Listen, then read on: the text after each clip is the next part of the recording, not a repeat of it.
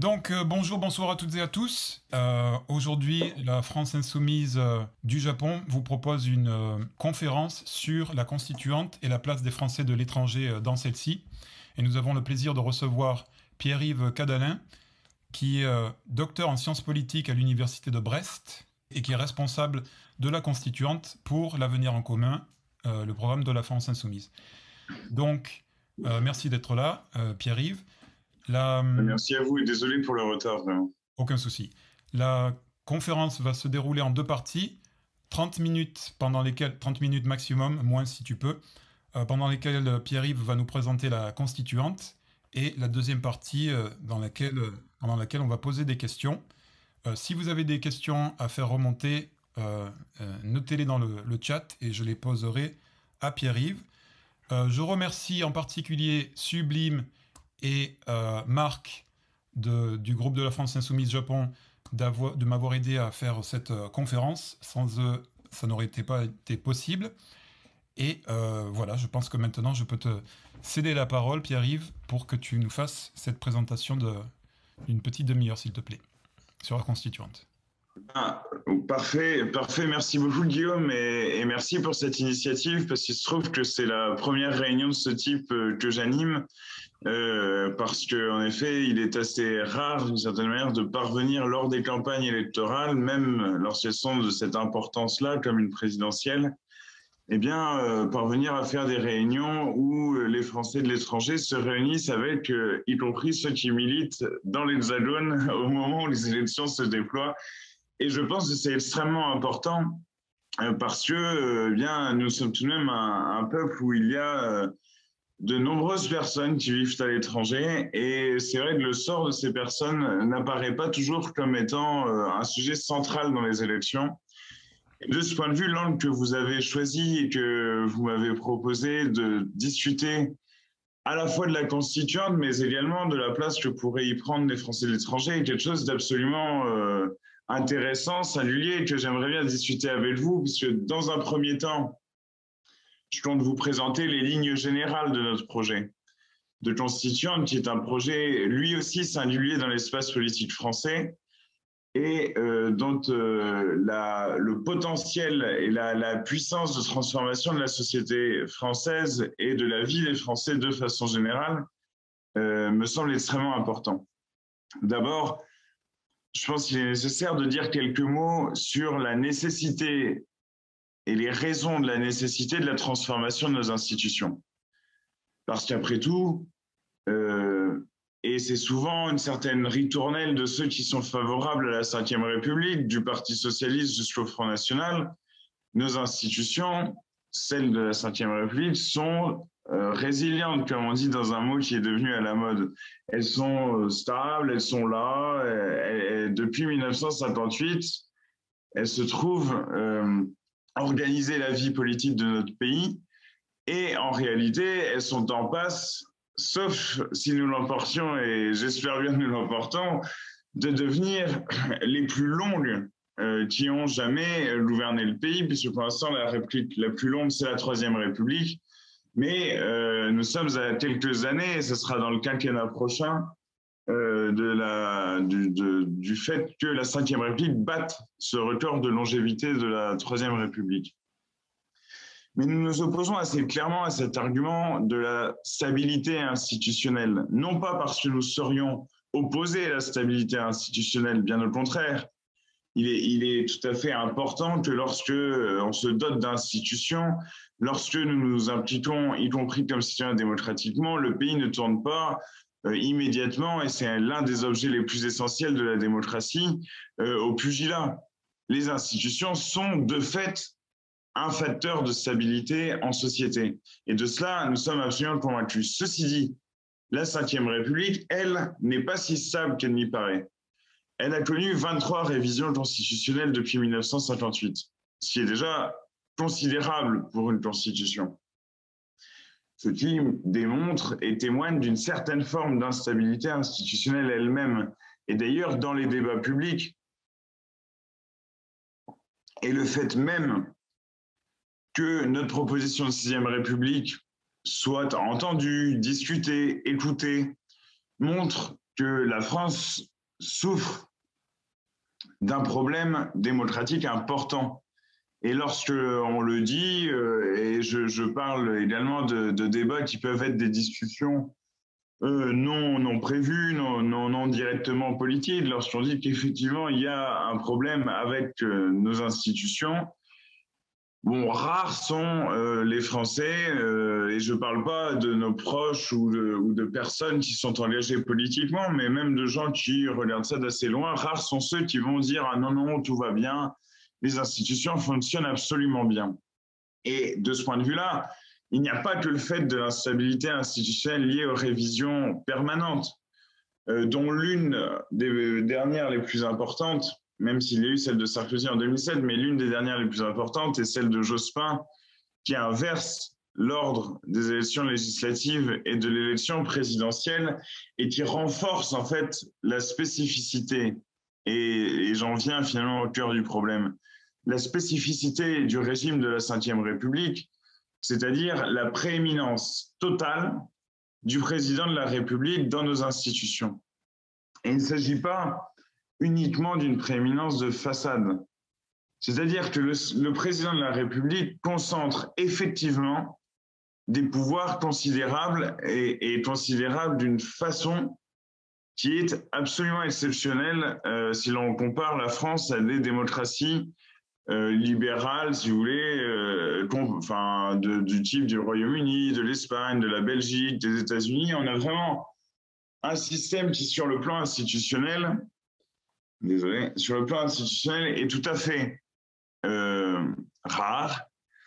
Et il est rare pour une raison précise, c'est que le président est doté de pouvoirs extrêmement importants, mais il n'est politiquement responsable devant aucune institution.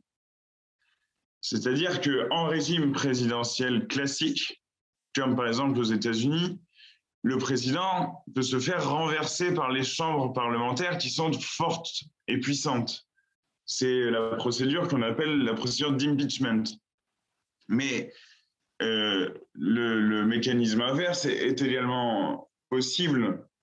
C'est-à-dire que le président peut convoquer, dans le cadre de la Ve République, alors c'est là la différence avec le régime présidentiel. Le président en Ve République, lui, peut dissoudre l'Assemblée, ce que le président américain ne peut pas faire. Mais en revanche, l'Assemblée, elle, ne peut rien faire contre le président. Et ce déséquilibre des pouvoirs est considérable et a été renforcé par deux faits majeurs.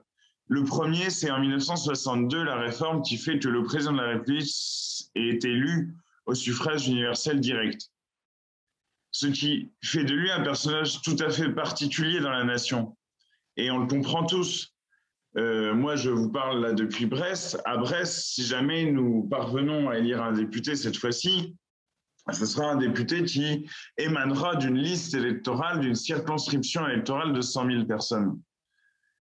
Lorsque le président de la République est élu, la circonscription, ce sont l'ensemble des citoyens et 40 millions de personnes convoquées.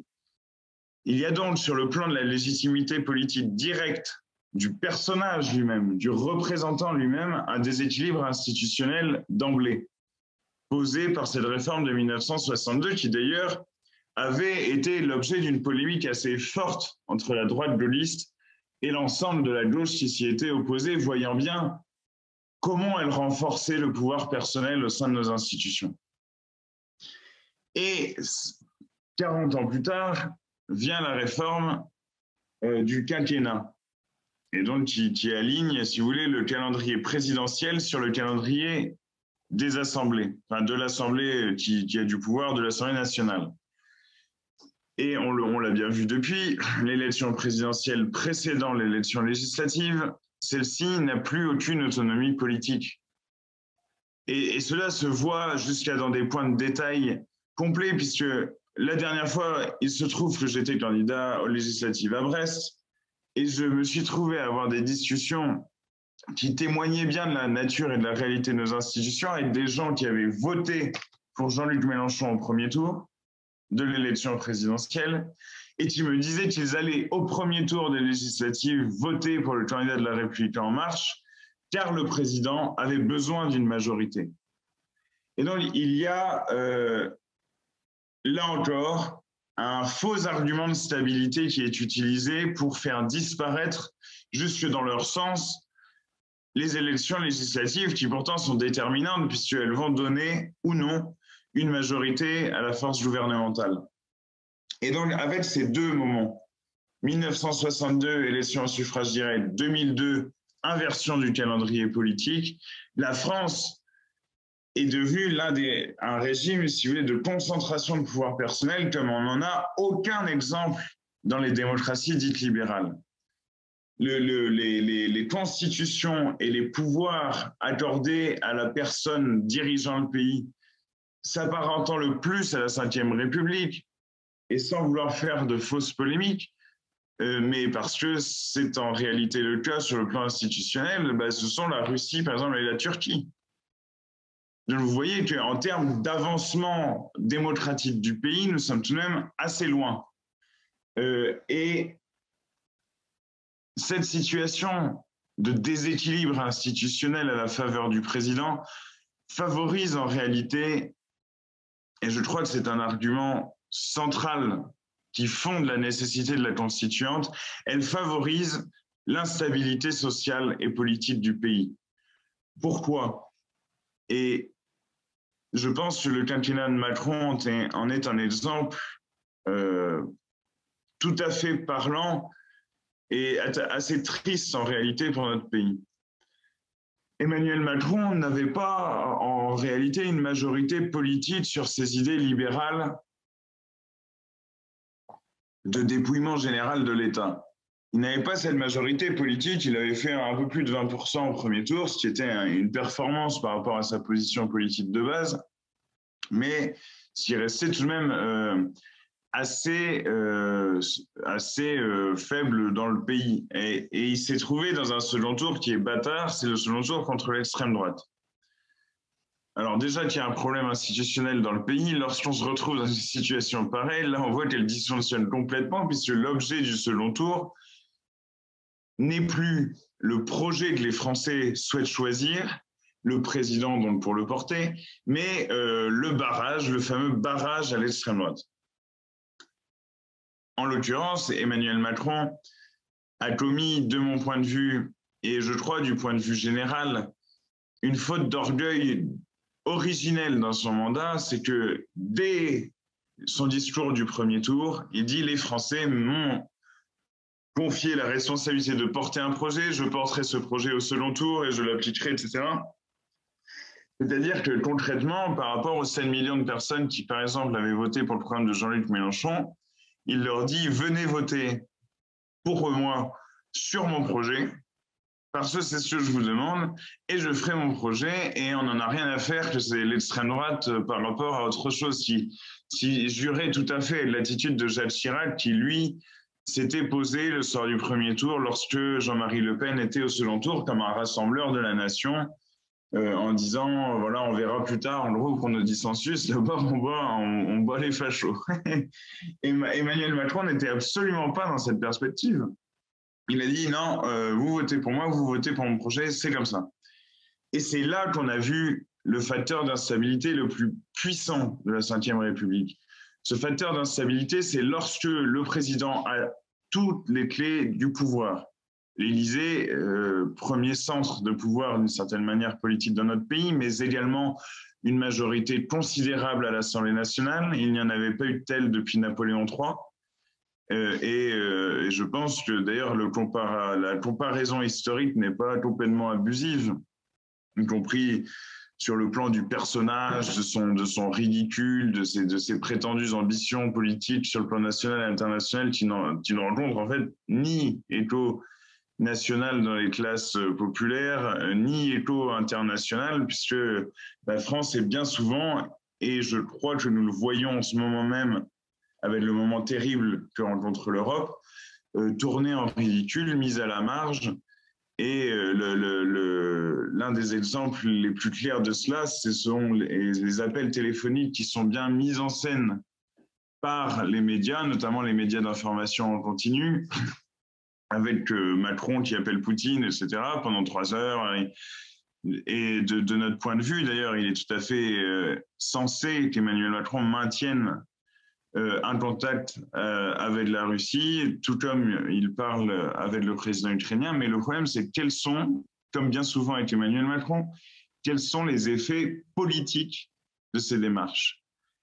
Et en l'occurrence, lorsqu'on apprend quelques jours après cet appel de 3 heures surmédiatisé en temps de campagne électorale en plus, lorsqu'on apprend que les pourparlers sont animés par les Turcs entre les Russes et les Ukrainiens, mais je vous demande de considérer tout de même le ridicule dont internationalement nous sommes couverts à ce moment-là. Car à quoi sert cette fameuse ligne maintenue entre la France et la Russie, la France étant également proche des Ukrainiens, enfin d'ailleurs davantage proche, ce qui est tout à fait juste en ce moment, à quoi cela sert-il si ce n'est pas pour précisément faire la médiation, la faire en Europe et ne pas le laisser à un autre autocrate comme Erdogan. Bref, de ce point de vue-là, il y a un échec diplomatique. Mais plus fondamentalement, sur le sujet qui nous intéresse, je veux quand même rappeler l'argument central auquel je viens, c'est celui de l'instabilité sociale. Emmanuel Macron, ayant eu ses pouvoirs, a engagé, conformément à ce qu'il a dit dans son discours du premier tour, un projet de réforme libérale au service du capital financier d'une puissance que ni Nicolas Sarkozy ni François Hollande, qui en réalité en était assez proche sur le plan idéologique et économique, n'avaient osé engager. Et nous avons donc vécu un démantèlement du droit du travail, un dépouillement continu de nos services publics, la pression sans cesse et sans vergogne sur les salariés, le niveau des rémunérations du travail, etc. Donc, sur le plan de la lutte sociale, ce quinquennat a été particulièrement intense et particulièrement mené agressivement de la part des plus dotés, des capitalistes. Cette situation a produit, vous l'avez bien suivi, une crise institutionnelle majeure lorsque les Gilets jaunes sont sortis en disant on n'en peut plus. On n'en peut plus. Et si vous voulez, ça sortait alors qu'il y avait une crise des partis de masse, crise des syndicats. Mais c'est le peuple se mobilisait spontanément d'une façon que nous n'avions nous-mêmes d'ailleurs pas anticipée. Mais en disant, ça suffit. On est pris à la gorge. Et si vous voulez, nos institutions de la Ve République ne permettent pas, avant qu'un tel mouvement social émerge, d'intégrer les revendications populaires. Puisque, par exemple, notre groupe parlementaire, qui était en soi déjà un exploit de nos institutions, nous étions 17 députés. Eh bien, les 17 députés n'ont pas le poids institutionnel pour relayer ou faire adopter des mesures sociales d'urgence à un moment donné.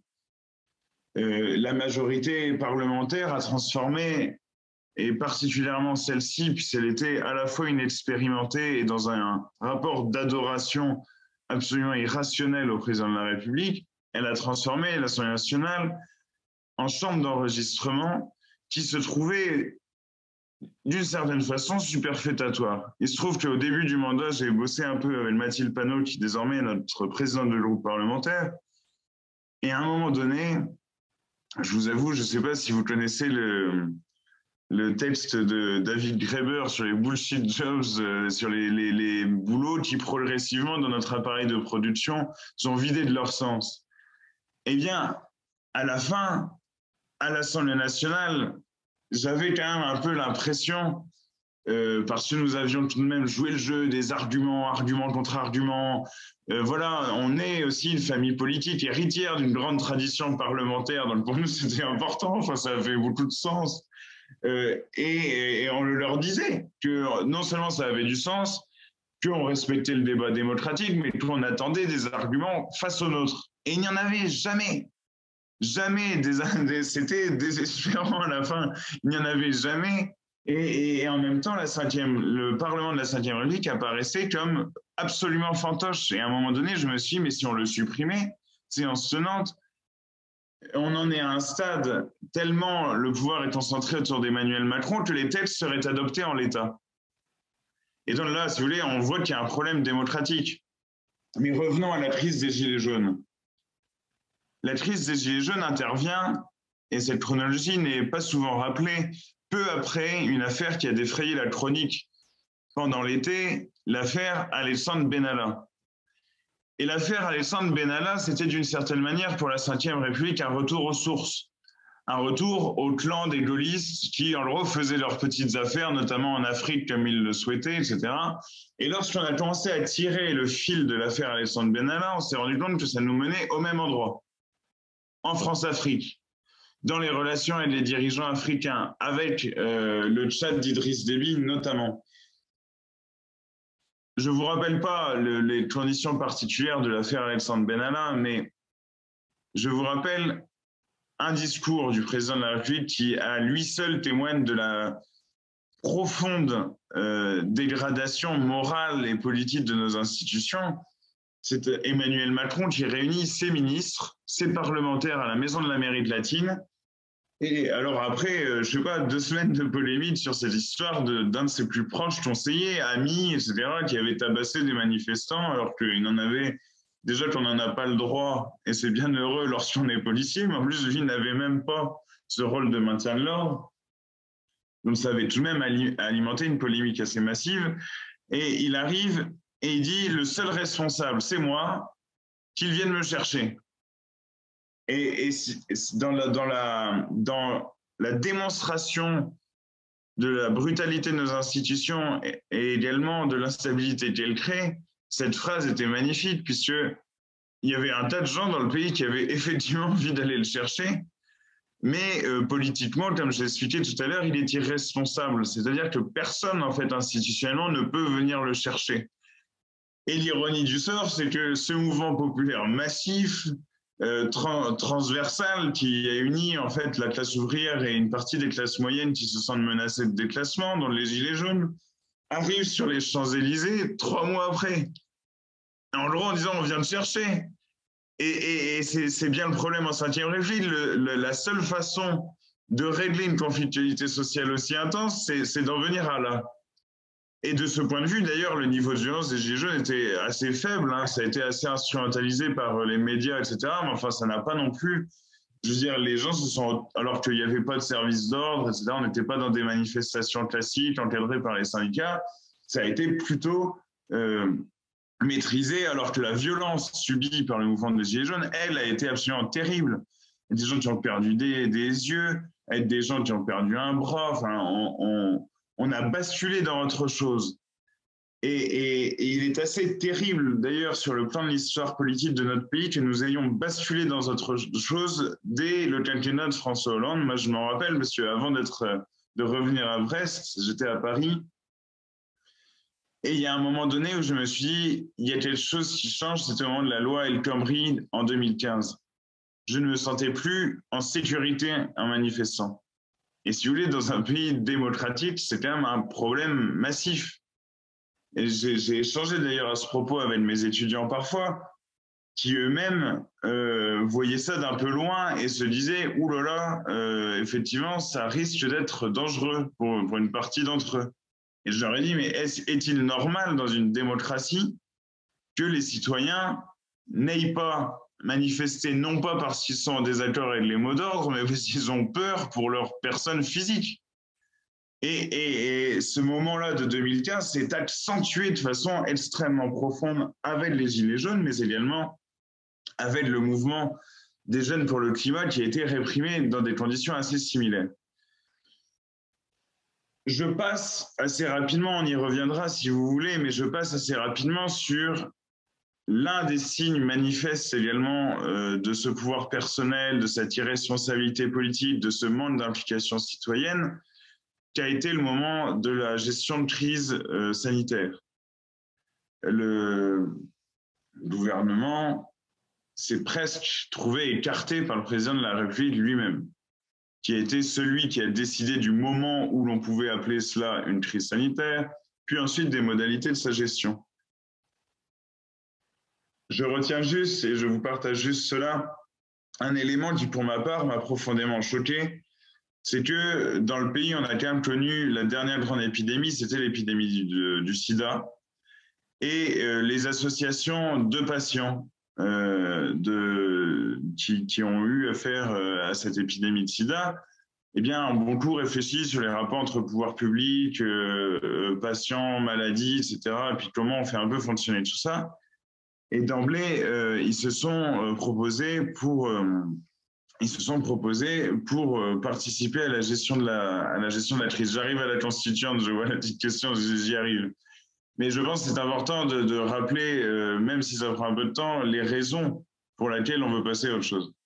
Et donc, le président de la République, le gouvernement n'ont même pas répondu à ces associations-là, qui se proposaient en fait d'établir une forme de démocratie sanitaire. Mais pour ce qui est de la constituante, si vous voulez, il y a eu quelque chose, il y a comme un signe qui me semble important par rapport à ce que nous souhaitons construire politiquement, c'est que les Gilets jaunes eux-mêmes, partant de revendications sociales, sont arrivés sur des revendications politiques. Le référendum d'initiative citoyenne, etc. Il me reste 10 minutes. D'accord. J'y vais. J'y vais directement sur la constituante. Ne t'inquiète pas, Pierre-Yves. De toute façon, là, tu es en train d'expliquer le pourquoi. Ouais. Et la formule que j'ai retenue, qui je trouve est très parlante, c'est que la Ve République, c'est la stabilité politique et l'instabilité sociale. Oui, tout à fait. C'est indéboulonnable, j'arrive pas à le dire, sur le plan politique, on ne peut pas bouger, quoi qu'on fasse, manifestation, etc. Donc sur le plan politique, ça ne bouge pas. Par contre, ça crée beaucoup d'instabilité sociale en contrepartie. Je te laisse finir, pardon. Oui, tout à fait. Alors vous voyez bien qu'avec les mouvements qui aujourd'hui traversent notre société, la crise économique qui va nous frapper du fait de la situation aux portes de l'Europe, bon, ce genre de situation peut se reproduire si jamais nous ne l'emportions pas, parce que notre programme précisément est celui de la stabilité en réalité sociale, parce que pour la stabilité sociale, il faut réaffirmer fortement, et c'est la tradition politique et sociale de notre pays, l'égalité politique. Et pour réaffirmer l'égalité politique, rien de mieux que de réaffirmer concrètement et avec ce mécanisme de constituante la souveraineté populaire, c'est-à-dire le fait que chaque citoyen et le peuple dans son ensemble est le seul en capacité en réalité de changer la règle du jeu, de changer nos institutions. Certains parlent de 6e République à gauche, d'ailleurs assez discrètement, mais le font souvent sur le mode d'un changement institutionnel qu'ils décideraient eux-mêmes s'ils étaient élus après une élection. De la façon la plus caricaturale de présenter cela était celle d'Arnaud Montebourg qui disait « Si jamais je gagne la présidentielle, cela me donne mandat constituant ». Et nous sommes en profond désaccord avec cela puisque la présidentielle est un moment de délibération sur des questions économiques, politiques, d'organisation de l'État, c'est absolument central, mais elle ne saurait être un blanc-seing pour la refonte totale de nos institutions. Cette refonte-là est tellement, d'une certaine manière, nécessaire qu'elle appelle l'implication massive des citoyens. Et cette implication massive, nous souhaitons l'organiser à partir de la convocation d'une constituante. Alors, je viens sur les aspects concrets de sa convocation. D'abord, nous la convoquerions assez rapidement, puisque dès l'élection du président de la République, nous en aurions les moyens, puisque nous souhaitons passer par l'article 11 de notre Constitution, qui permet au président de la République d'organiser un référendum sur l'organisation des pouvoirs publics. Il se trouve que le Conseil constitutionnel a validé une interprétation extensive de cet article sous De Gaulle, ce qui avait été, si vous voulez, l'objet d'une dispute politique intense, mais cette jurisprudence existe. Donc nous pouvons, sur la base à la fois de cet article et de la jurisprudence, décider que le président de la République convoque un référendum pour appeler les Français à répondre à la question avec un projet de loi associé, etc. Je ne rentre pas dans les détails techniques, mais pour répondre à la question souhaitez-vous la convocation d'une assemblée constituante pour rédiger une nouvelle constitution de la 6e République? Et les Français choisiront d'abord s'ils ont envie de la constituante, parce que c'est ça l'idée, c'est-à-dire que le mandat constituant, on le dissocie de l'élection présidentielle, complètement. Donc il se peut, je pense pas que ça serait probable si on l'emporte, je pense que ce référendum aura un assentiment de la population. Mais s'il l'a pas, on respectera aussi la décision souveraine du peuple. Donc le référendum est convoqué pour, admettons, juin-juillet de cette année. En juin-juillet, les Français votent, approuvent cela, et ensuite, à l'automne prochain, il y a une élection au scrutin proportionnel par liste départementale. Et donc, pour les Français de l'étranger, par les listes qui correspondent aussi aux circonscriptions des Français de l'étranger, l'élection d'une assemblée constituante. Alors, un grand débat, sans doute un peu plus en mode mineur aujourd'hui, mais un grand débat a traversé à un moment donné, on va dire, le mouvement, je ne sais plus comment l'appeler, à la fin on a perdu pas mal de mots, mais on va dire le mouvement, moi j'aime bien dire aussi le mouvement socialiste, parce que pour moi je crois qu'on en est les héritiers réels. Le mouvement socialiste au sens large, il y a eu ce débat-là sur, eh bien, faut-il tirer au sort ou élire l'Assemblée constituante?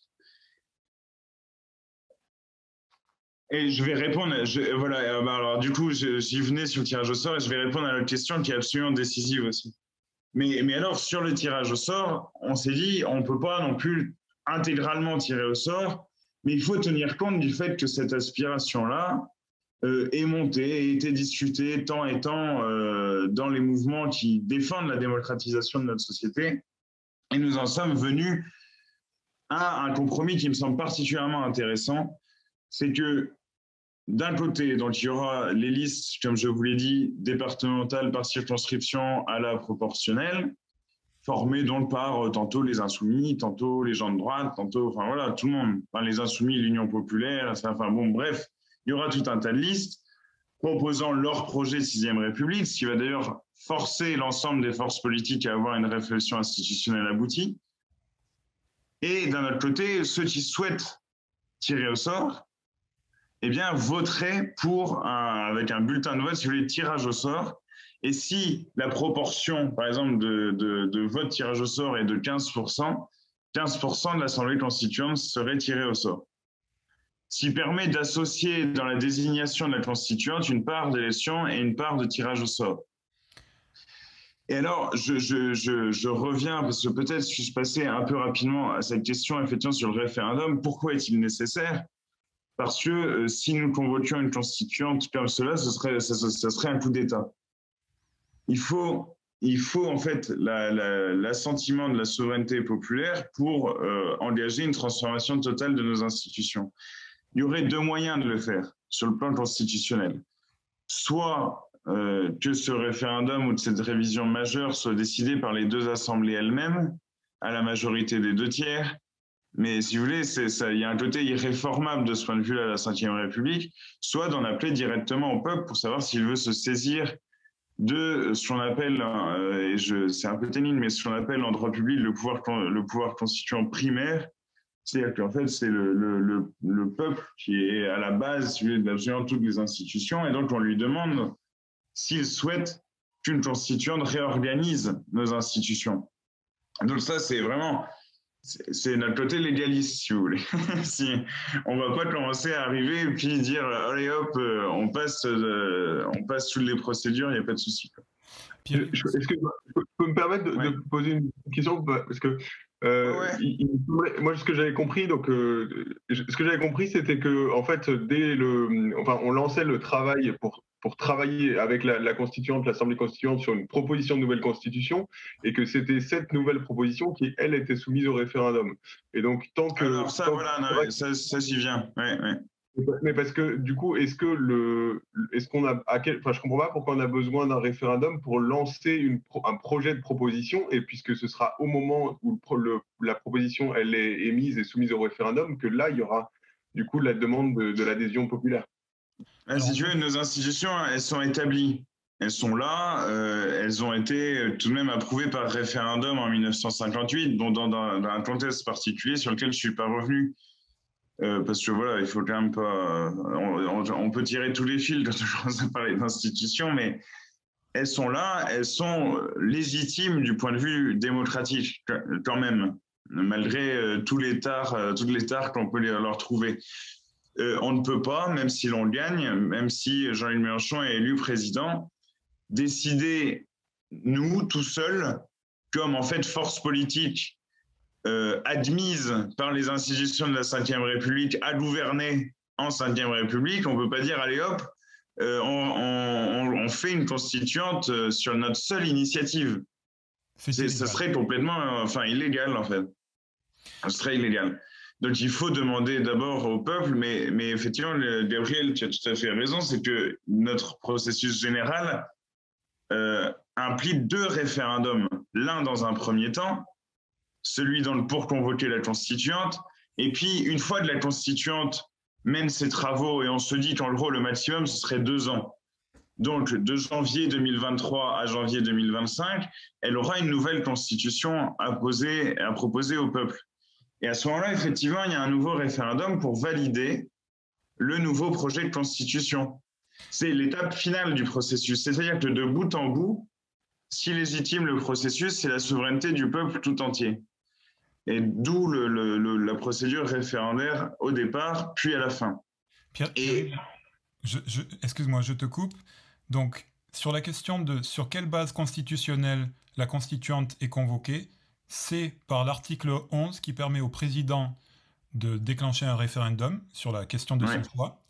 Et la question, c'est celle que tu as dite, voulez-vous que l'on constitue une constituante pour réécrire la Constitution? Ça, c'est la question. Voilà, c'est le même article que, par exemple, De Gaulle avait mobilisé pour diminuer considérablement les pouvoirs du Sénat en 1969. Il avait perdu ce référendum, mais il avait mobilisé cet article-là, puisque dans l'article, il est écrit que le président a le droit d'organiser un référendum lié à l'organisation des pouvoirs publics.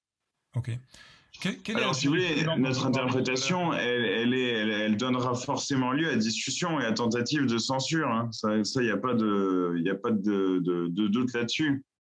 Mais vu qu'il y a déjà une jurisprudence, que De Gaulle a pu le faire, et que surtout, en l'espèce, De Gaulle, c'est vrai, c'était problématique, parce que, si vous voulez, il finissait par s'arroger, lui, comme président, un pouvoir plébiscitaire.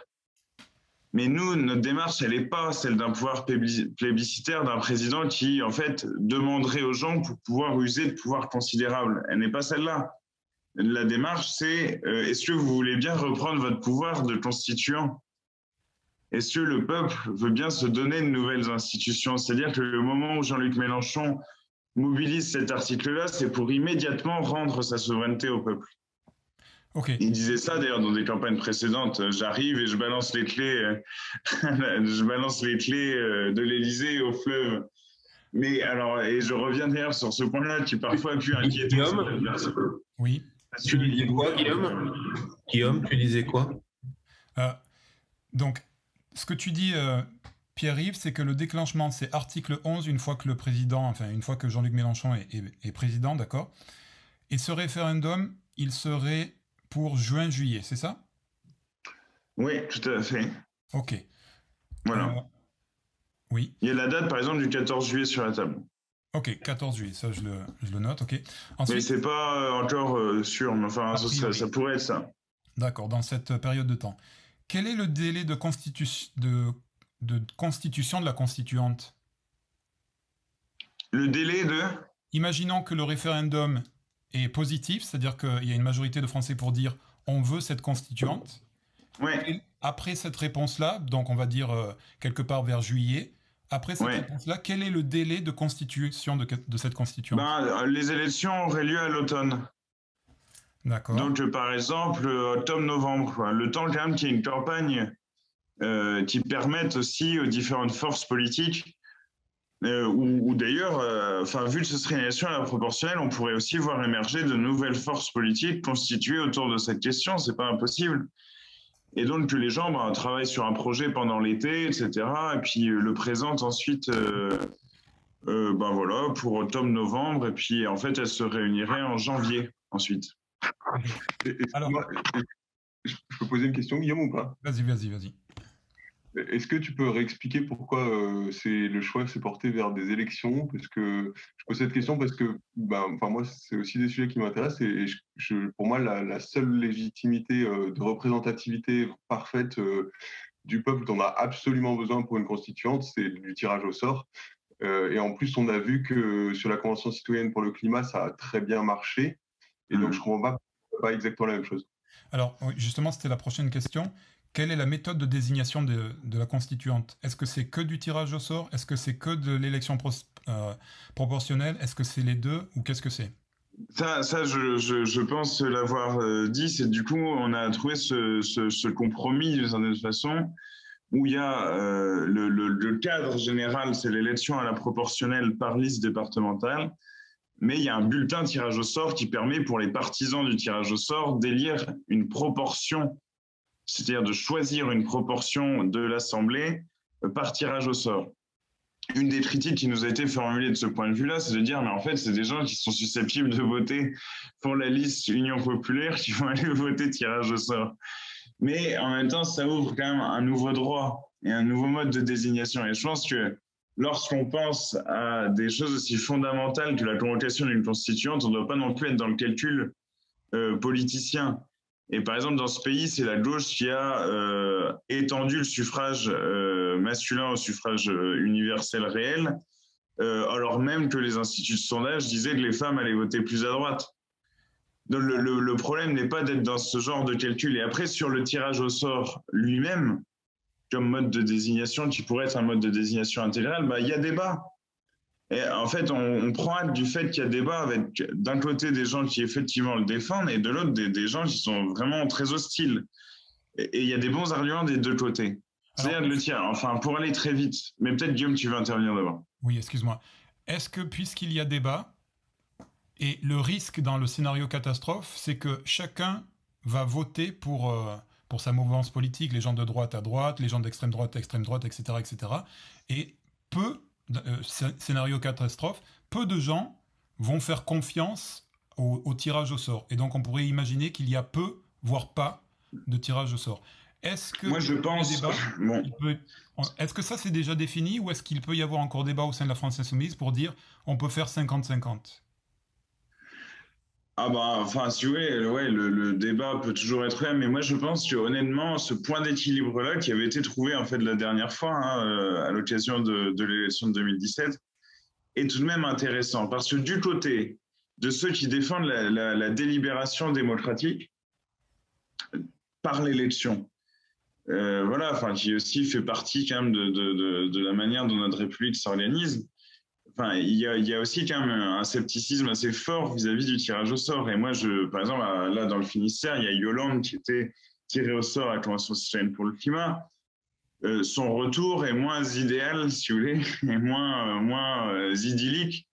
Qui est Yolande? Dire de spontanément la volonté populaire. Finalement, les gens se sont rendus compte de ça. En fait, elle dit quand même que globalement, les gens se sont fait, pour un certain nombre de questions, assez largement enfumés par le gouvernement, que certains étaient tout à fait disposés à se laisser enfumer parce qu'ils ne voyaient pas très bien la manœuvre politique. Et que après, elle, par exemple, a constitué un groupe au sein de la Convention citoyenne qui a noté tout à 0 en disant de toute façon, c'est un piège politique, donc il faut mettre 0. Et c'est pour ça que la Convention a donné une note assez consternante pour le gouvernement. Parce qu'il y en a qui ont vraiment dit qu'il faut mettre 0 partout parce qu'il y a de la manipulation politique. Donc, si vous voulez, enfin, il y a des arguments pour le tirage au sort, il y a des arguments contre, etc. Et d'une certaine façon, c'est pas une force. Alors, c'est le même esprit que la constituante telle qu'on la propose. C'est pas à une force politique et à une poignée de militants politiques de décider quel est le mode de désignation le plus légitime. Et le fait de permettre aux gens de voter pour le tirage au sort, c'est quelque chose qui permet de dire nous avons des débats entre nous et nous savons qu'il y a deux possibilités de désignation au moment où on va refondre nos institutions. Choisissez tout en sachant que le reste du peuple, au moment où la constituante sera désignée, Et Romain, d'une certaine manière, c'est mon dernier point, donc c'est ce qui peut terminer ma présentation. Le reste du peuple va être impliqué nécessairement par droit de pétition, par comité constituant. Et il n'y a qu'à voir aujourd'hui la constituante qui est en train de réorganiser le Chili. C'est comme ça que ça se passe. Il y a un tas de gens qui sont auditionnés, qui viennent. Il y a des propositions qui émanent de tout le pays, qui sont discutées au sein de la constituante. Et c'est cette politisation intense du pays que nous souhaitons. Et dont nous sommes absolument confiants qu'elle peut arriver, puisque les Gilets jaunes en ont été, par exemple, la manifestation la plus récente. Ok, alors d'accord, ça c'est pour répondre sur le tirage au sort, donc il y a la possibilité qu'il soit plus ou moins fort. Peut-être qu'il faudra aussi, depuis les élections, enfin depuis ce référendum, voulez-vous une nouvelle constituante jusqu'à juin-juillet, la réponse à ce référendum, il faudra peut-être de la part du pouvoir en place, on imagine la France insoumise ou l'Union populaire, de l'éducation populaire sur qu'est-ce que le tirage au sort, quels sont les bénéfices, quels sont les risques, etc. du tirage au sort, pour que, parce que les offres politiques, on les connaît à peu près, d'accord? Donc les gens vont voter pour leurs écuries, mais c'est le tirage au sort qui a besoin d'un peu plus de promotion. Ensuite, là, ce que tu es en train de dire, c'est que il y a d'un côté la constituante qui va être organisée un peu parti, enfin, comment vous voulez, est-ce qu'il y a du tirage au sort, pas, etc. Enfin, ça, ce sont les Français qui vont voter. Et ensuite, ce que tu dis, c'est qu'à côté de cette constituante qui sera constituée, il y a quand même une participation ouverte à l'ensemble des Français, c'est ça?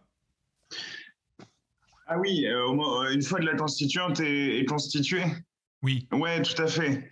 Ça, c'est un point qui est absolument important. Et ça permet aussi, d'une certaine manière, de dépasser le débat élection-tirage au sort. C'est-à-dire qu'il y a une intervention citoyenne directe dans les travaux de la constituante avec un droit de pétition qui est là, avec des comités constituants qui soumettent des propositions que la constituante a obligation de discuter.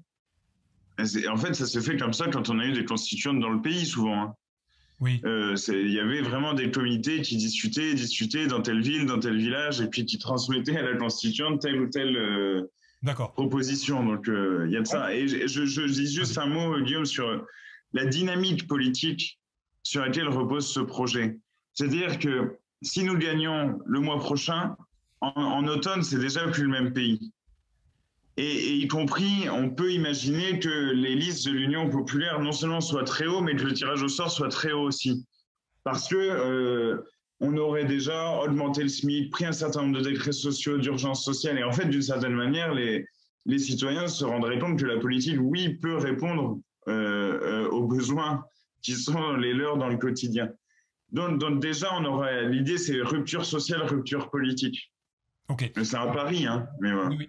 Je comprends. Tu dis que suite à l'élection de Jean-Luc Mélenchon et de l'enclenchement du programme, il va y avoir une dynamique puisque le programme est véritablement social et fait participer à l'image de l'Union populaire, des syndicats, des associations, etc. Le mouvement social, quoi. Les Français en général. Donc il y a cet élan-là qui enclenche. Ok. Est-ce que tu peux nous dire plus concrètement, tu sais, tu parlais de ces ateliers constituants. C'est quoi le terme que tu as utilisé? Des comités constituants, oui. Voilà. Alors, concrètement, ces comités constituants, est-ce qu'ils sont indépendants de l'organisation étatique, des institutions? Est-ce que c'est monsieur tout le monde qui peut les mettre en place? Ou est-ce que c'est la France insoumise au pouvoir qui va donner des lieux, faciliter les endroits? Comment ça s'organise? Moi, non, c'est les comités constituants s'auto-constituent d'une certaine façon. Alors du coup, il faudrait. Alors là, c'est une question effectivement qui est une question importante, mais où je réponds dans la foulée parce que il est clair qu'il faudra à ce moment-là que quand même il y a un lien entre la constituante et des comités constituants reconnus comme tels. Enfin, ça, on sera obligé de le faire d'une manière ou d'une autre. Mais ça ne sera pas le parti qui reconnaîtra les comités constituants. À ce moment-là, on serait quand même ça sera un peu biaisé. Okay, ça serait la constituante elle-même. D'accord. Voilà, reconnaîtrait un certain nombre de comités dans le pays et qui pourrait se créer pendant, parce que c'est ça, ça va être un processus aussi pendant les travaux de la constituante eux-mêmes, qui vont se créer et qui vont permettre d'avoir cette discussion générale. Je regarde juste les médias à côté, les questions à côté. Je dis ça aussi, une question sur les médias. Oui, justement, quelle est l'influence des médias? Parce que tu sais très bien que les médias sont à la main du bloc bourgeois.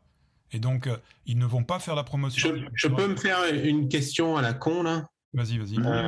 La constitution qui existe et qui est encore vraiment balbutiante en Russie, parce que, en fait, c'est Poutine essaie de réviser ça, là. C'est pour ça qu'il arrive à ces 4 ans, là, parce que c'est un régime de 4 ans. Il reste encore moins de 2 ans. Réélu les 2 prochaines fois, oui. Et oui, donc, est-ce que c'est pas abusé la manière qu'il a fait pour aller en Ukraine avant de trouver un espèce de statut pour lui, pour finir sa chienne de vie, je dirais?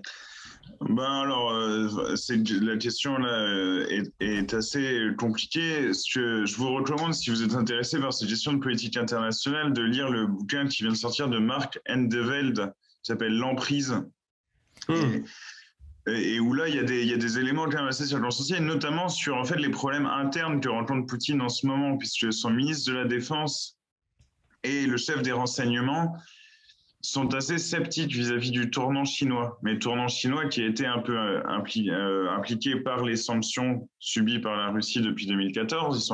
Ils sont allés vers la Chine, mais son ministre de la Défense est mongol et il est plutôt hostile à la Chine. Et lui souhaite un retournement vers l'Europe.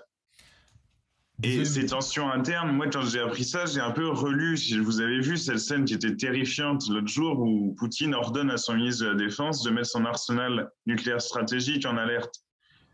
Et cette scène-là, en lisant ce bouquin, je l'ai un peu relu, réinterprété, en me disant, mais en fait, Poutine intime un ordre à un opposant de l'intérieur publiquement devant l'ensemble de sa population. Et il va falloir voir comment les rapports de force internes bougent, mais là c'est assez compliqué. Hein. Son pouvoir n'est pas du tout garanti. Pour revenir sur la constituante, on peut imaginer que les comités constituants s'organisent de façon entre guillemets sauvage, c'est-à-dire à l'initiative des citoyens eux-mêmes. D'accord. Ça, j'ai l'impression que pour l'instant, c'est encore un peu en débat ou en réflexion au sein de la France Insoumise. Par contre, il peut y avoir des canaux officiels, par exemple un site internet, tu sais, un peu à l'image du référendum sur l'ADP, là, tu sais. Donc, il y aurait un site internet sur lequel les résultats, les propositions, soit d'articles, soit carrément de constitution, sont centralisées, et site sur lequel les gens tout le monde peut aller voter, ceux qui ne vont pas... tout à fait. Voilà. Tout à fait. Ça serait une manière de moderniser le droit de pétition dans une assemblée constituante. Voilà. Et il faut utiliser ces moyens-là. Et ça permet de faire le lien entre la constituante officielle et les travaux proposés par les citoyens eux-mêmes. Tu vois, ce qui sera tout à fait. Remontera jusqu'à la constituante et la constituante devra en discuter. Oui. Ouais, c'est ça. Enfin, c'est vraiment ce genre d'idée-là. Hein. C'est qu'elle soit ouverte sur le pays, qu'elle soit ouverte sur le pays et qu'elle soit vraiment dans son couloir aussi. Et ça, j'y insiste parce que on sera dans un régime en fait où il y aura 2 assemblées concurrentes pendant 2 ans. Enfin, concurrentes. Justement, l'objectif c'est qu'elles ne deviennent pas concurrentes. Il y aura d'un côté l'Assemblée constituante qui va rédiger une nouvelle constitution, mais il y aura l'Assemblée nationale aussi. Et ce qui est important dans le projet, c'est qu'aucun élu de la Ve République à l'Assemblée, sénateur ou député ne pourra être élu à la Constituante. Et ensuite, aucun élu de la Constituante ne pourra être élu aux premières élections de la VIe République. Comme ça garantit à la fois... ça garantit le fait que les gens ne fassent pas des institutions pour eux-mêmes, d'une certaine façon. Attends, je ne t'ai pas compris, Pierre-Yves. L'Assemblée nationale ne travaille pas... C'est imperméable. C'est perméable, pardon. Imperméable. La constituante et l'Assemblée nationale, ce sont 2 entités qui travaillent sur 2 choses différentes. Oui ou non? Voilà, c'est ça. Okay. C'est-à-dire que l'Assemblée nationale va être élue en juin. En fait, il y a 2 options pour le référendum sur la constituante. C'est soit au moment des législatives, soit à un moment séparé. Ok. On pourrait voter pour la constituante au moment législative. Mais là, le mandat de la constituante, c'est de réécrire une constitution. Et le mandat, l'Assemblée nationale, son mandat, c'est de gouverner, en gros. Enfin, c'est de légiférer et d'appuyer ou pas un gouvernement. Comme ça, et c'est important que les missions soient bien séparées parce que, admettons, si vous voulez, par exemple, moi j'ai l'intention de me présenter à Brest comme député. Si je suis élu député de la majorité présidentielle de Jean-Luc Mélenchon, je n'aurai pas le pouvoir et il ne faudra pas qu'en tant que député, j'aille poser des questions constitutionnelles à la télé. D'accord. Parce que j'aurai juste un mandat de député, je n'aurai pas un mandat de constituant. Okay. Et de la même manière, les constituants n'auront pas à dire « Ah bah non, la hausse du SMIC, c'est pourri et tout ». Vous voyez, il faut que les missions soient bien séparées. Ouais, je ne sais pas comment ça s'organise, mais je comprends ce que tu veux dire. Denis, vas-y, tu as levé la main. C'est une question de détail, mais je pense qu'elle est importante. Il est évident que les débats de la constituante seront publics. Oui, tout à fait. Non, c'est une question qui est importante. Hein.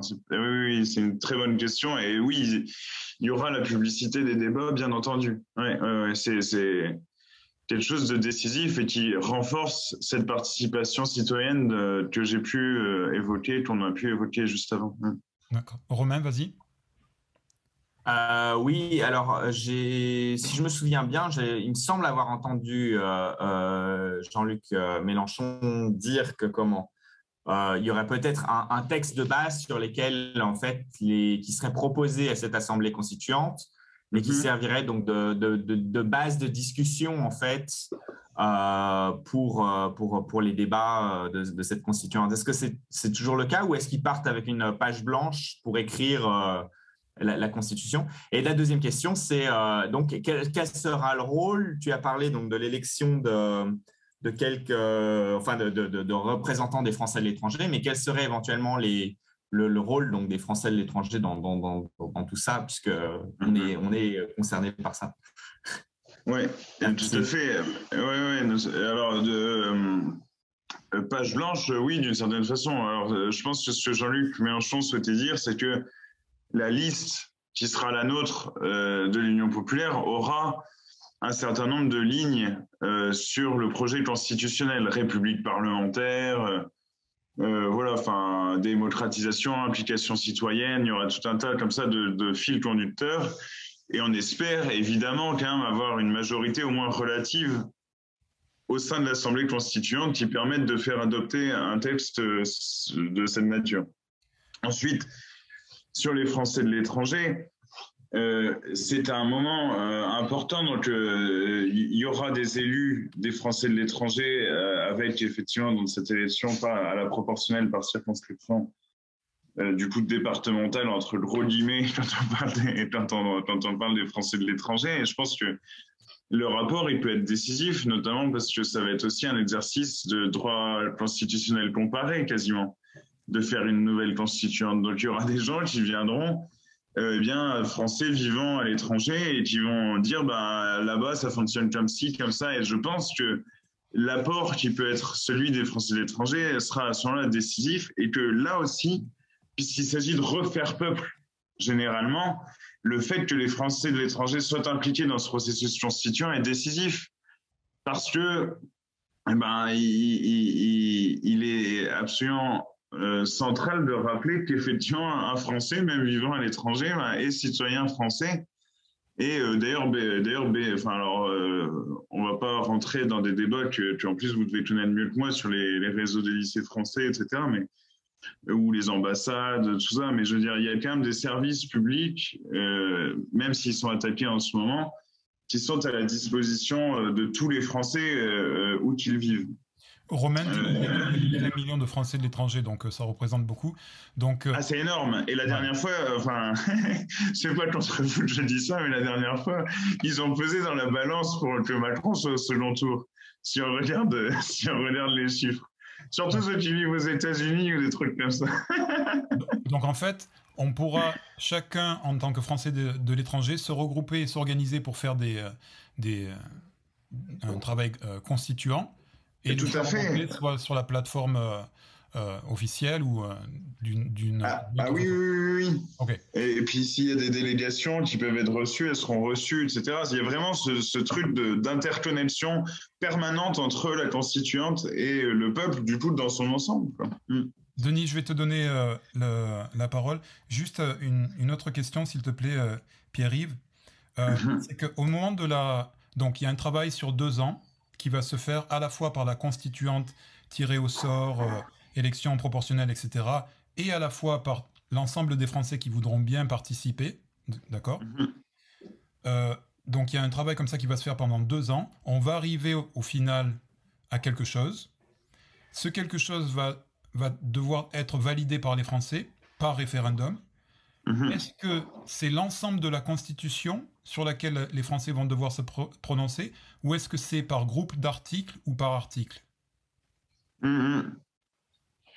C'est sur l'ensemble du texte, hein. C'est un vote en bloc. Déjà, le processus est suffisamment compliqué. on va pas paumer les gens non plus. Okay. Donc, les gens votent comme ils ont voté pour la 4e République. Et en fait, on va dire que la 4e République, c'est une source d'inspiration dans la manière dont elle a été faite. C'est-à-dire qu'à la sortie de la Seconde Guerre mondiale, il y a une constituante, elle a impliqué quand même un tas de gens, etc. Et cette constitution a ensuite été adoptée par référendum. D'accord. Denis? Oui, moi, c'est sur cette histoire de la constituante sur une page blanche. C'est quand même la porte ouverte à des débats qu'on ne souhaite pas forcément. Alors après, on peut se dire, non, finalement, on les ouvre aussi. Je pense par exemple, est-ce qu'il n'y a pas un risque que la constituante, selon la façon dont elle est orientée, canalisée par les groupes qui en seront un peu les auteurs, par exemple, abandonne le préambule actuel sur liberté, égalité, fraternité, que des gens, parce que on sait très bien comment ça va se passer, quand vous ouvrez une porte comme ça, il y a des tas de lobbies, je pense à l'IVG, je pense à la peine de mort, qui vont s'impliquer, qui vont y voir une porte pour enfin prôner leur dictat, etc. Et honnêtement, si on prend par... Alors, l'IVG, bon, je pense qu'on est à peu près tranquille, mais sur par exemple, le sujet de la peine de mort, j'ai quand même entendu souvent des démocrates dire que, effectivement, aujourd'hui, la raison majeure pour laquelle personne n'envisage de faire un référendum sur la peine de mort, parce que ça, c'est très facile de manipuler pour qu'elle soit réinstallée. Donc, est-ce que là, il n'y a pas... Est-ce qu'on laisse complètement la porte ouverte, ou est-ce qu'on prévoit quand même...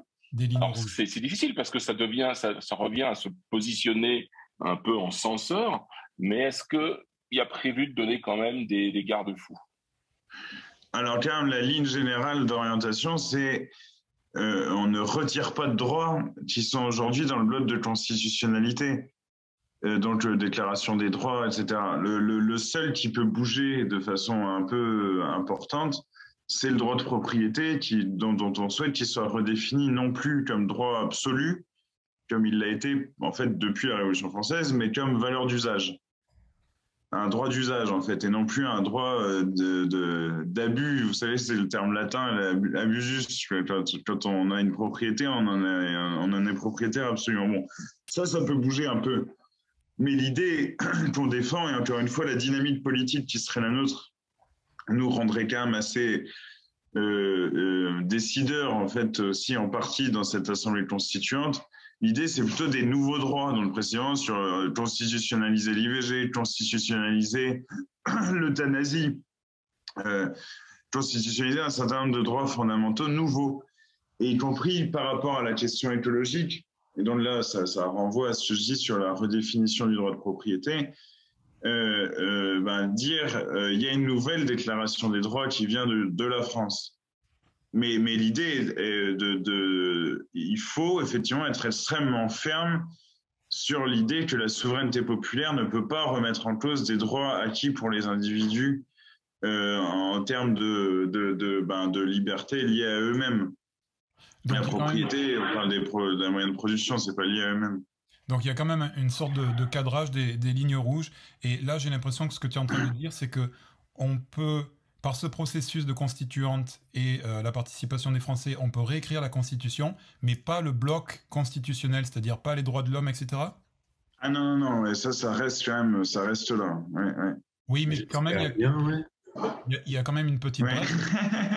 Il y a quand même une petite brèche parce que tu dis déjà que vous voulez réviser le droit de propriété. Donc si tu l'acceptes pour ça, c'est difficile de ne pas l'accepter pour le reste.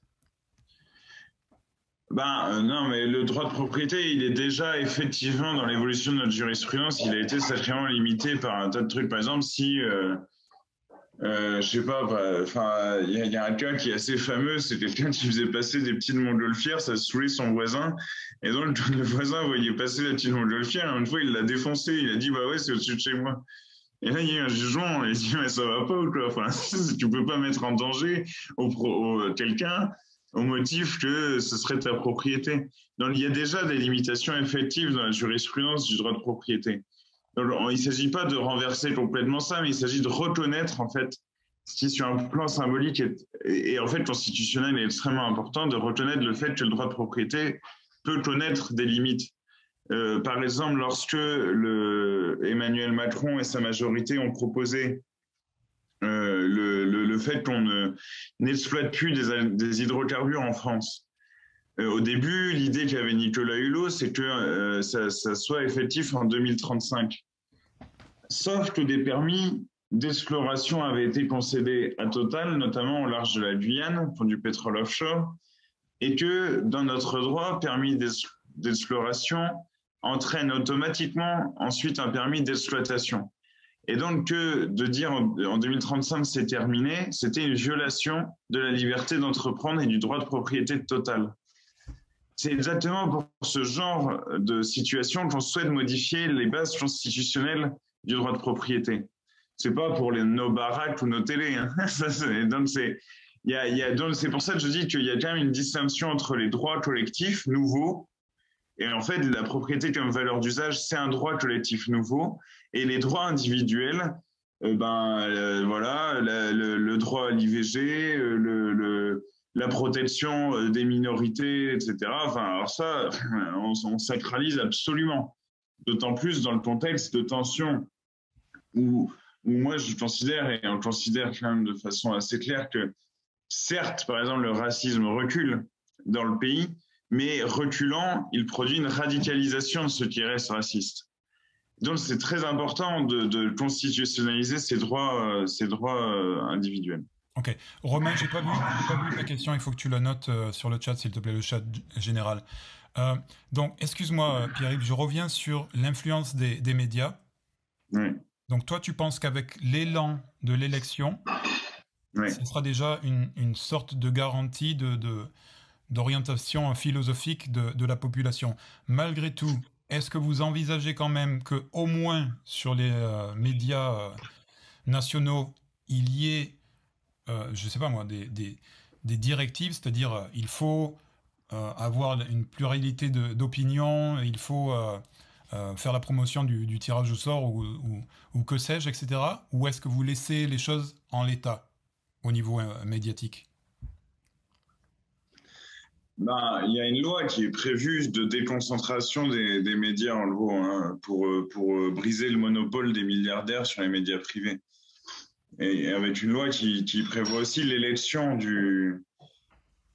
probablement par les rédactions, etc., du président de France Télévisions, et non plus sa nomination par le président de la République. Donc, on a une loi qui va dans ce sens-là. Est-ce que cette loi sera adoptée avant l'automne prochain ? Je ne pense pas. Ah. Je ne pense pas que ce soit celle qui soit au-dessus c'est pas celle qui est au-dessus de la pile. Enfin, même si elle peut-être, par exemple, elle pourrait être discutée à l'automne, mais elle ne sera pas avant la constituante. Il y a une adversité forcément, mais prenez le référendum de 2005 sur la question européenne. Les médias ont fait une campagne, mais enfin à 100% pour le oui, et puis les gens ont voté non. Et aujourd'hui, vous prenez la campagne présidentielle où ils ont raconté strictement n'importe quoi sur notre rapport à la Russie et à Poutine, mais ça ne nous a pas fait perdre un point dans les sondages. Je pense qu'il y a la conscience politique du fait aussi du manque de pluralisme dans les médias. C'est progressivement dissocié de cette représentation distordue un peu médiatique et que c'est un point d'appui qui est très important. Un point d'appui qui est important aussi pour le développement des médias associatifs, locaux, coopératifs qu'on souhaiterait impulser et mettre en œuvre. Je vais être un peu taquin, mais la réponse va être, si c'est, comment il s'appelle, Emmanuel Macron qui est reconduit, je pense qu'effectivement ça montrera la puissance de feu et de conditionnement des médias par rapport à la population, et peut-être que ce que tu dis sera confirmé par l'élection de Jean-Luc Mélenchon, à savoir que malgré la propagande médiatique des médias de masse, eh bien, il y a quand même un détachement de la population qui est capable de penser par elle-même. Denis, attends, je pose une autre question avant de te donner la parole. Alors, en cas peu probable que lors du référendum pour acquiescer ou pas l'élection, en cas peu probable, d'accord, la nouvelle constitution soit refusée, c'est rebelote parti pour 2 ans, c'est ça? Oui, à ce moment-là, la constituante est supposée poursuivre ses travaux. Ouais. Ok, ça va. D'accord. Denis, vas-y. Alors, on n'a pas envie de se retrouver dans une situation pareille. Je pense que ça fera un peu rigolo, si vous voulez. Vas-y, Denis. Moi, je reviens sur le point qu'on a évoqué juste avant. Ça me paraît au contraire essentiel d'avoir réglé de la façon la plus extensive possible le pluralisme au niveau des médias, en même temps que le processus de constituante. Et si on veut vraiment que tout l'ensemble des Français, directement ou indirectement, participent de façon libre et entière à ce processus avec le meilleur résultat possible, il est important de garantir une liberté d'information.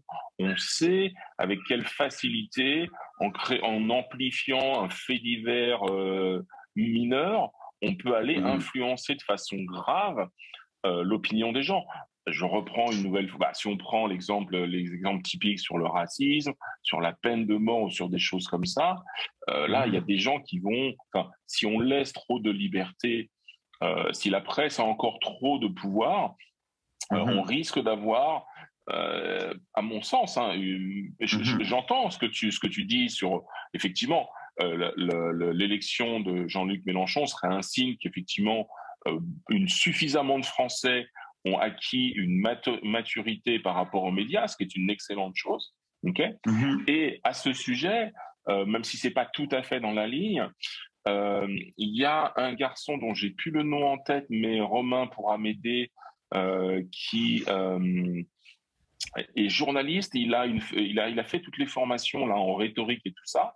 Et lui, il prône, et ça, je pense que ce serait quelque chose d'intéressant à mettre en œuvre aussi rapidement.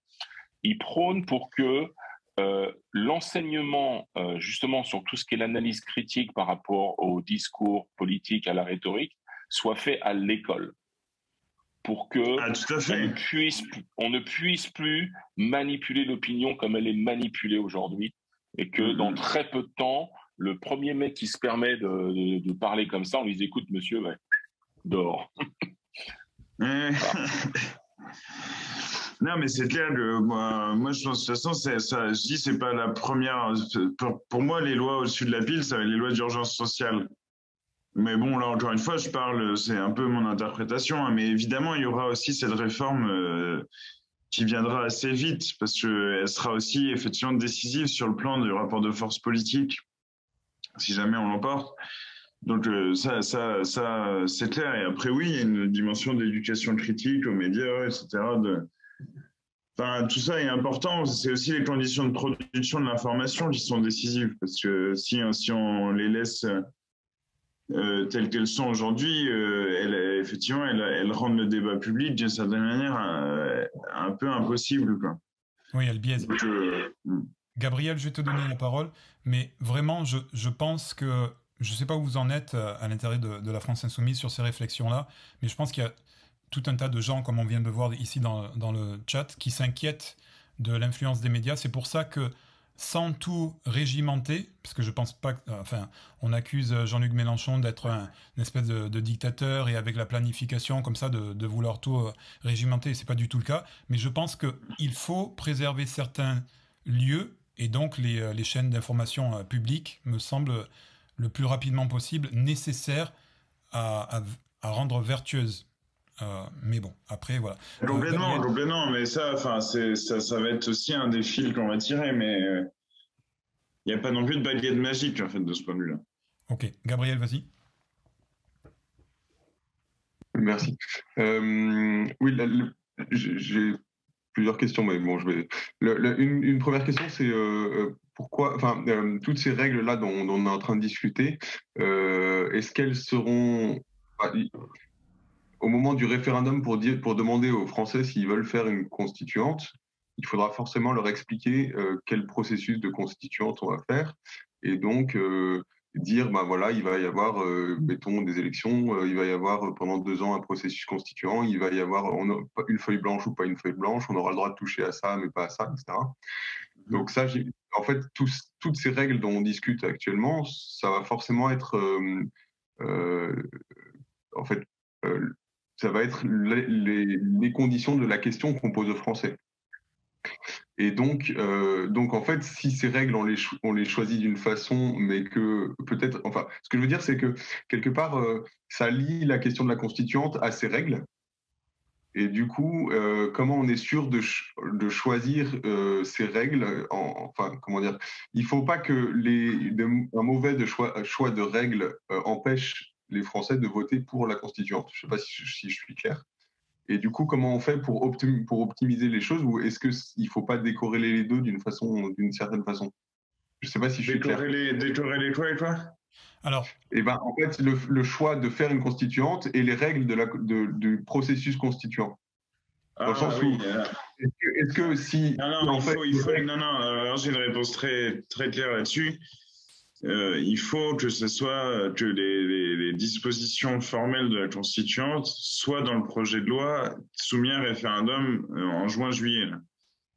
C'est nécessaire, y compris pour les moyens de la constituante, etc., pour son organisation, pour que ça soit pas le chaos. Il faut que ça soit là-dedans. Et le problème, parce qu'ensuite, on pourrait se dire, oui, mais dans ce cas-là, quelle est la légitimité? Mais ça, c'est des questions qui n'ont pas de fin. Parce que et moi, je me rappelle très bien de Nuit debout, le formalisme démocratique poussé à l'extrême, ça devient une catastrophe. Et alors, à Nuit debout, il y avait une commission de démocratie, donc qui était censée décider des règles du débat. Et à la fin, c'est devenu ceux qui avaient le plus de temps passer leur vie à la commission de démocratie. Je peux reprendre la parole. Si vous voulez. Je vais répondre à Pierre-Yves. En fait, quoi qu'il arrive, c'est qu'il est 21h33 ici et on arrive un peu à terme du débat, tout simplement, pour que effectivement il y ait les choses vraiment concrètes que tu as envoyées qui sont vraiment très fortes. Et qui ont été prises en compte en tant que telles, avant que ça déborde de trop. Et puis, Guillaume, si tu veux conclure. Oui. Non, en tout cas, Gabriel, je suis désolé, tu pourras noter tes questions, on verra si on pourra y répondre par la suite, les questions supplémentaires. Pierre-Yves, on t'a posé vraiment des questions de fond assez précises, etc. Et merci. Mais je trouve ça passionnant. Je vois bien que vous êtes intéressé par la question et c'est vachement bien. Et c'est aussi la preuve que lorsqu'on va le faire, ça va vraiment être un mouvement d'entraînement, je pense. Ok. Il y aurait encore effectivement beaucoup de choses à dire. Beaucoup de choses à dire. Merci pour ton temps. Merci à toutes celles et ceux qui étaient là. Merci beaucoup à vous et encore désolé pour le retard. Vraiment. Il n'y a aucun souci là-dessus. Désolé, Gabriel. Ouais, non, mais c'est pas grave, on pourra continuer la discussion autrement. On va te libérer, Pierre-Yves.